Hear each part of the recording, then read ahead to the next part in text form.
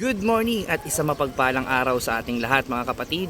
Ito ang ating Bible verse ngayong araw. Sabi sa mga taga-Roma chapter 6 verse 23, sapagkat kamatayan ang kabayaran ng kasalanan, ngunit ang libreng kaloob ng Diyos ay buhay na walang hanggan sa pamamagitan ni Kristo na ating Panginoon. Kapatid, libre ang ibinibigay sa ating kaligtasan ng Panginoon. Dapat palagi natin itong panghawakan at syempre dapat lagi natin itong isa puso at palaging yung kalooban niya yung aasahan natin. Huwag tayong umasa sa kalooban ng tao, dapat sa kalooban lang ng Diyos kasi siya lang yung tanging makakapagbigay ng lahat nito sa atin at wala ng iba. At syempre tanging siya lang yung makakapagbigay ng kaligtasan para sa atin.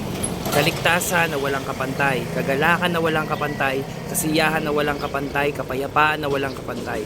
Kaya kapatid, ngayon pa lang, kung meron ka mang kakapitan, kung meron ka man lalapitan, kung meron ka mang nais na hingian ng tulong, walang iba yon kundi ang ating Diyos na makapangyarihan sa lahat. Kapatid, huwag tayong makakalimot dahil sa bandang huli, sa Kanya pa rin tayo pupunta. At syempre, bago tayo lumapit sa Kanya, kailangan karapat dapat tayo. Hindi sapat na naniniwala lang tayo na siya. Kailangan tanggapin natin ng buong puso, ng buong buhay na siya yung tagapagligtas, siya yung nagbibigay ng kapayapaan, siya yung blesser natin. So yun lang kapatid, patuloy tayo sa salita niya at damhin, yakapin ang ating Panginoong Kristo. God bless sa inyong lahat.